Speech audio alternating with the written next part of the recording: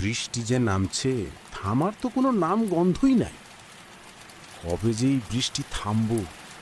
3 দিন ধরে কাজে যাইতে পারি না। ঘরের মধ্যে কোনো খাবার নাই, আবার ছেলের স্কুলের বেতন বাকি। আমারও তো একই অবস্থা। ঘরে মেয়েটার শরীরে জ্বরে পুড়ে যাইতাছে, কিন্তু এই বৃষ্টির লইগা কোনো ডাক্তার দেখাইতে পারতাছি না। এই বৃষ্টি হইল কারো জন্য অভিশাপ, আবার কারো জন্য আশীর্বাদ। আজকে সকালে সংবাদে শুনলাম শহরের মানুষ নাকি এই বৃষ্টিতে ভিজা ভিজা আনন্দ করতাছে। তুমি ঠিকই কইছো। আজকাল দেখলাম মানুষজন বৃষ্টিতে ভিজা ভিডিও বানাইতেছে, আর এদিকে আমরা চিন্তা করি কবে বৃষ্টি থামবো।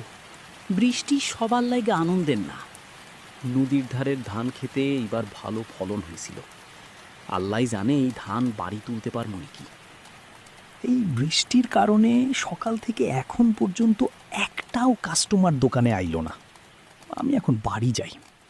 এই বৃষ্টির মধ্যে দোকানে শুধু শুধু বইসা না থাইকা বাড়ি চলে যাই।